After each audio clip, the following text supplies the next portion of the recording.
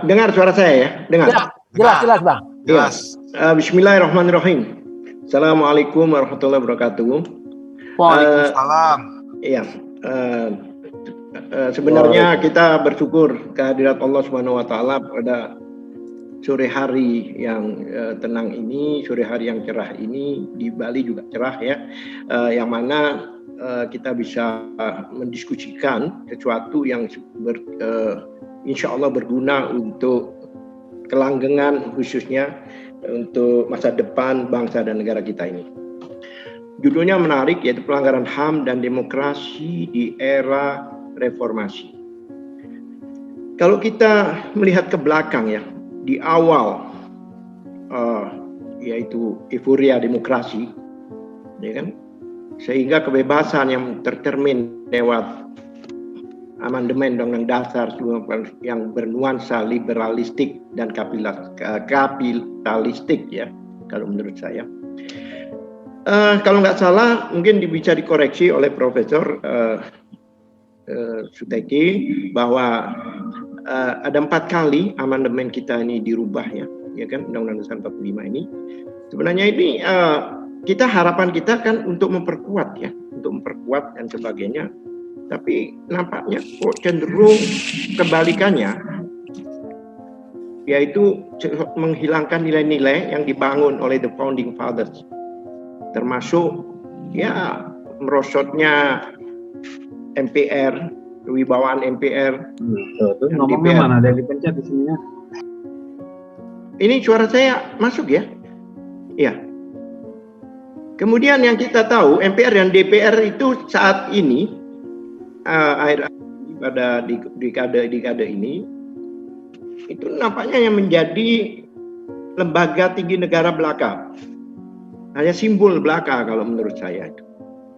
Kenapa demikian?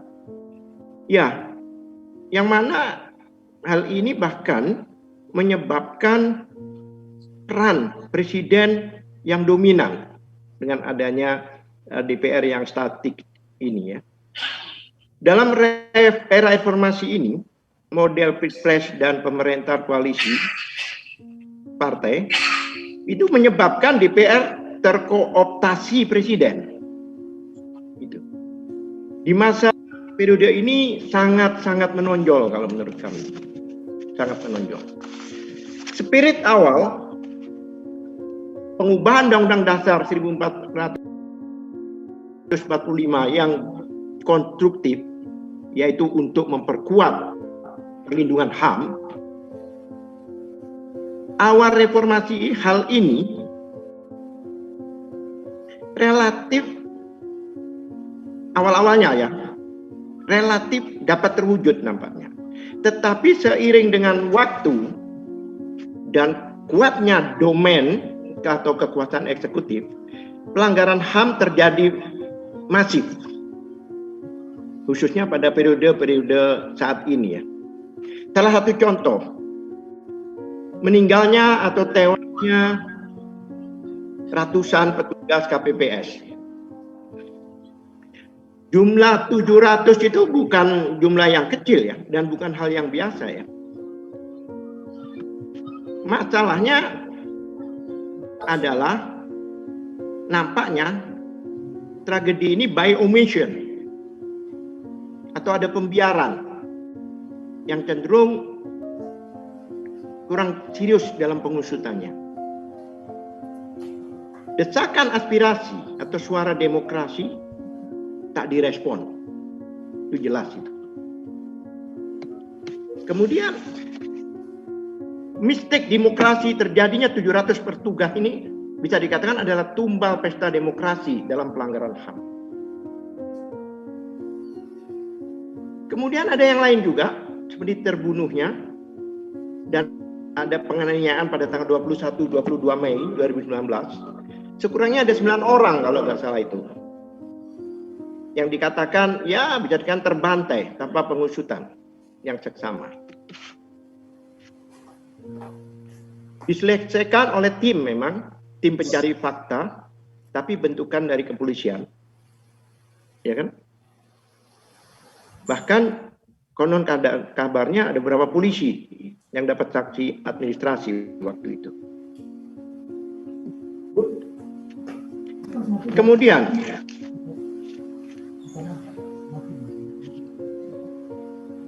penanganan polisi yang melibatkan tim squad elit kepolisian yaitu BRIMOB dalam kasus unjuk rasa revisi Undang-Undang KPK yang seperti yang kita ketahui, yaitu ada yang tewas juga, menewaskan mahasiswa bahkan.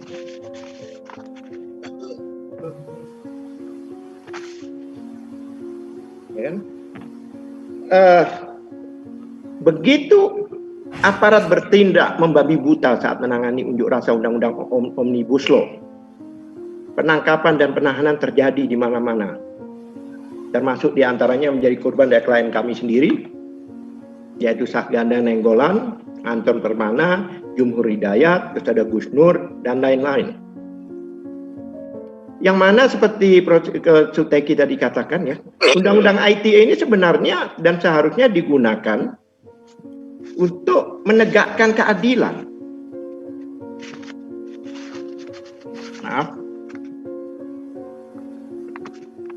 Ya, sorry.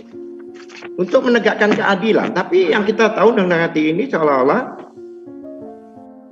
alat untuk pelanggaran HAM itu sendiri. Coba bayangkan, khususnya ada di situ ada pasal yang saya katakan pasal sapu jagat, yaitu pasal 28 ayat 2. Hampir semua pembicara nggak kelihatan. Masa nggak kelihatan? Iya, dari kami dari luar Pak, yang terlihat yang bertiga nih panitia. Harusnya Bapak yang terlihat gitu loh. Saya tidak tahu ini. Di Zoom kelihatan kok. Ini kelihatan. Kelihatan kok, kelihatan jelas. Kelihatan. Tolong. Lanjut. Tolong teman-teman di unmute ya, di unmute. Ini agak kacau ini. Saya ini terganggu sekali saya ini. Lanjut jelas. Iya. Ya kan? Penangkapan dan penahanan terjadi di mana-mana ya, termasuk Sahganda, kemudian termasuk Jumhur, Gus Nur dan lain-lain ya, Anton Permana, dan di beberapa tempat di seluruh Indonesia. Ya kan? Padahal penangkapan itu terjadi pada saat mereka pada periode waktu demo yang secara konstitusional diperbolehkan oleh undang-undang.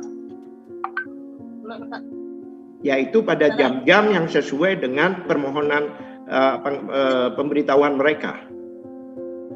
Kadang-kadang banyak yang tidak tahu bahwa di undang-undang, yaitu Undang-Undang Nomor 9 kalau nggak salah, 98 itu jelas pasal 18, jika siapa saja yang menghalang-halangi 18 ayat 1 yang menghalang-halangi unjuk rasa yang konstitusional, apalagi dengan paksa dan genggasan, itu adalah dapat dipidana selama 1 tahun. Dan ayat 2-nya jelas mengatakan bahwa perbuatan itu adalah kejahatan. Makanya saya kalau bilang kalau perbuatan kejahatan berarti orangnya siapa, kan begitu. Gitu kan. Yang terakhir, fenomena terbunuhnya 6 anggota FPI. Ya kan, katanya konon kabarnya 2 terbunuh di jalan tol, kilometer sekitar 50, dan 4 ya dikatakan diculik atau ditembak di tempat misterius. Adalah pelanggaran HAM yang sangat luar biasa. Itu tanggung jawab kepolisian dan presiden selanggurnya. Dan sangat melanggar konvenan HAM internasional. Dan dapat dibawa ke Mahkamah Internasional untuk dipermasalahkan. Tinggal ini Profesor Hafid ini yang ahlinya ini. Iya. Makanya di sini saya sebagai Ketua Ikatan Advokat Muslim Indonesia sudah bikin pernyataan ya khusus, ya kan, bahwa kasus penembakan 6 anggota FPI oleh polisi dan oleh kepolisian Polda Metro Jaya telah menimbulkan keprihatinan masyarakat khususnya umat Islam. Bahwa perbedaan Pernyataan antara Polda Metro Jaya dengan keterangan resmi FPI mengenai sebab atau kronologis terjadinya penembakan 6 anggota FPI tersebut telah menimbulkan kesimpangsiuran berita. Itu yang kami di masyarakat ya. Oleh karenanya diperlukan penjelasan objektif dan transparan yang berdasarkan pada hasil penelitian.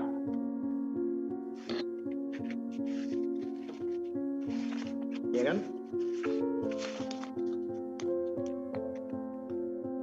Atau bisa saya katakan perlu juga pendidikan dan lembaga independen atau tim pencari fakta. Bahwa apapun hasil penelusurannya, penembakan 6 anggota FPI yang dilakukan oleh pihak kepolisian yang berpakaian preman yang bertugas menguntit kegiatan dan menjalankan HRS yang bukan seorang buronan, apalagi teroris, jelas-jelas dikategorikan sebagai perbuatan di luar hukum atau yang kita bisa dikatakan dengan extraordinary killing dan sangat melanggar HAM. Atas hal tersebut, mengingat berlebihan dan berbahayanya mentoleransi penembakan 6 anggota FPI tersebut, maka pengurus IKAMI Ikatan Pusat dengan ini menyatakan sikap sudah jelas-jelas, yaitu mengutuk keras perbuatan wewenang pihak kepolisian yang telah melakukan penembakan hingga tewas 6 anggota FPI di jalan tol Jakarta Cikampek tersebut. Kedua, mendesak Komnas HAM atau DPR RI untuk membentuk komisi pencari fakta independen guna meneliti dan menyelidiki kebenaran objektif dari peristiwa yang diduga sebagai perbuatan melanggar HAM oleh pihak yang melanggar. Ketiga, mendesak untuk akses penyelidikan internasional jika dalam proses penelusuran komisi menghadapi hambatan kekuasaan politik domestik. Yang keempat, masyarakat khususnya umat Islam diharapkan tetap tenang dan memantau perkembangan dengan seksama, bekerja sama dengan berbagai elemen yang peduli dan berkiprah pada penuntasan objektif kasus penembakan yang tadi kami sebutkan. Kelima, IKAMI, Ikatan Advokat Muslim Indonesia, siap membantu berbagai pihak yang membutuhkan konsultasi atau advokasi hukum yang berkenan dengan penelusuran dan penuntasan kasus yang diduga melanggar HAM berupa penembakan yang menyebabkan tewasnya 6 anggota FPI tersebut. Demikian pernyataan sikap IKAMI Pusat ini sampaikan demi pemulihan kewibawaan hukum dan aparat penegak hukum. Itu sikap dari Ikatan Advokat Muslim Indonesia. Perlu dipahami bahwa kami sudah mempunyai 11 cabang di 11 provinsi. Ya kan? Kemudian masalah pelanggaran-pelanggarannya, karena saya ditugaskan sebagai pemantik ya di dalam itu. Pemantik, saya bingung ya mencari pemantik itu apa gitu.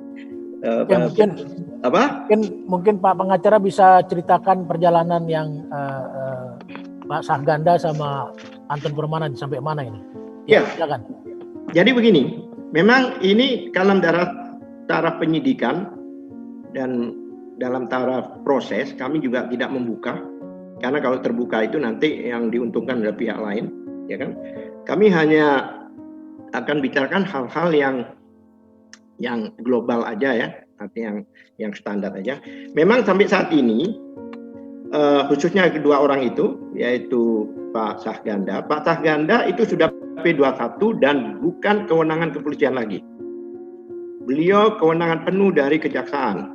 Karena minggu lalu sudah P21, sudah diserah terimakan, ya tahap 2 ya. Ya tahap 2 itu misalnya beserta orangnya. Dan sekarang dalam pengawasan memang tetap dititipkan di tahanan Mabes Polri. Ya kan? Dan ada kemungkinan saya tanya pada jaksanya, dan jaksanya yang menangani adalah jaksa gabungan, yaitu antara Kejaksaan Agung 5 orang dan 3 adalah Kejaksaan Depok. Mungkin ada yang menanyakan kenapa Depok? Karena lokus perbuatan beliau ini banyak dilakukan di rumah, dan rumah beliau itu adalah di Depok. Jadi beliau ini disidangkan insya Allah di Pengadilan Negeri Depok, dan ada kemungkinan awal bulan depan. Karena sekarang ada pilkada, ada libur-libur dan sebagainya. Seperti itu. Kemudian si Anton Permana juga demikian. Saya juga agak bingung ya, kenapa Anton Permana ini tiba-tiba ada laporan baru. Ada laporan baru di tengah-tengah penyidikan yang belum selesai, sudah ada laporan baru. Dan laporan ini masalah yaitu suatu pernyataan resmi dari kami yang menyatakan mendukung pada mendukung unjuk rasa tanggal 13 kemarin itu. Pernyataan itu. Berdasarkan itu, padahal itu yang penandatangan adalah para presidium dan itu adalah sikap resmi dari kami. Bahkan disampaikan ke presiden itu gitu. Makanya wong terbuka gitu, kenapa ada pelanggaran hukum harus dibuktikan. Yang mana menariknya hampir semua itu dikenakan pasal-pasal yang kami sendiri sebagai ahli hukum bingung gitu. Ada pasal itu disebut pasal kebohongan, yaitu mereka menyebarkan hoax atau kebohongan yang menimbulkan keonaran. Nah ini yang menimbulkan, kalau itu ada kebohongan tapi tidak onar juga nggak bisa. Kalau dampaknya menimbulkan keonaran karena mereka tidak satu pun sampai saat ini ada yang menyatakan demo-demo kemarin itu adalah akibat dari Twitter atau informasi-informasi dari mereka. Kalau emang demikian agak aneh. Demo tanggal 13, sedangkan namanya Pak Anton Permana itu dilaporkannya tanggal 1 Oktober. Apa hubungannya dengan demo tanggal 13 Oktober? Emang dia tahu masa akan datang? Saya sampai bilang apakah dia Nabi Haidir yang tahu masa depan, saya bilang. Itu menarik. Yang Sahganda juga menarik juga. Bagaimana mungkin dia ditangkap jam tanggal 13 jam 4 pagi, ya kan? Jam 4 pagi nih. Ya kan? Saya berhak menyatakan demikian karena saya PH-nya, penasihat hukumnya, jam 4 pagi dia itu ditangkap. Kemudian sprindik, surat perintah penyidikan itu pada tanggal dan hari yang sama. Berarti kesimpulannya apa? Berarti paling lama adalah tanggal jam 00. Yaitu 4 jam sebelum yang bersangkutan itu ditangkap. Padahal jelas-jelas jika seorang itu akan berstatus tersangka jika sudah memenuhi 2 alat bukti. Mempunyai 2 alat bukti, itu jelas. Bagaimana dalam 3 jam kapan mereka memeriksa pelapornya? Pelapornya kan harus di BAP. Apakah dalam waktu 3 jam itu mereka sudah bisa mendapatkan ahli? Apakah 3 jam itu mereka bisa dapatkan saksi-saksi lain? Itu impossible. Makanya kami sangat yakin, seyakin-yakinnya bahwa kami insya Allah akan bisa mematahkan nanti di dalam persidangan. Karena itu hak kami. Jadi peran kami nanti akan banyak di persidangan dibandingkan dengan pendampingan. Karena pendampingan itu memang kita tidak boleh banyak memberikan pendapat-pendapat. Satu. Yang menarik lagi, kami dari awal juga bingung. Biasanya di dalam namanya laporan itu ada 2. Ini untuk pemahaman teman-teman yang bukan orang hukum ya. Itu ada model A dan model B. Kalau model A, pelapornya adalah kepolisian. Kalau model B, pelapornya orang awam. Ternyata begitu BAP kami terima, kan dari awal kami tidak tahu. Tanya sih, ya agak tidak diberikan keterangan yang jelas siapa pelapornya. Ternyata pelapornya itu adalah pihak luar. Kalau boleh saya katakan, yang biasa melapor itu loh. Ya kan, yang punya profesi melapor. Itu. Kalau boleh saya katakan, juga orang, saya nggak tahu orang mana itu, namanya Hussein Sahab. Tanda kutip, tahu kan arahnya? Di mana letak dia kan tahu kita. Seperti itu.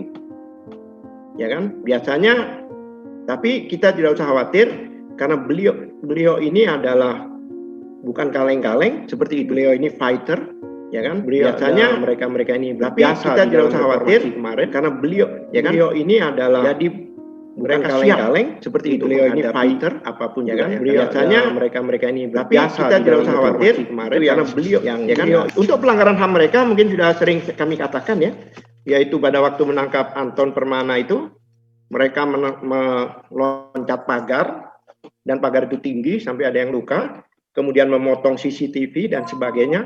Itu jelas pelanggaran HAM dan itu sudah kami laporkan ke Komnas HAM dan Komnas HAM memahami soal itu dan kami ingin tahu apa kira-kira langkah lebih lanjut dari Komnas HAM.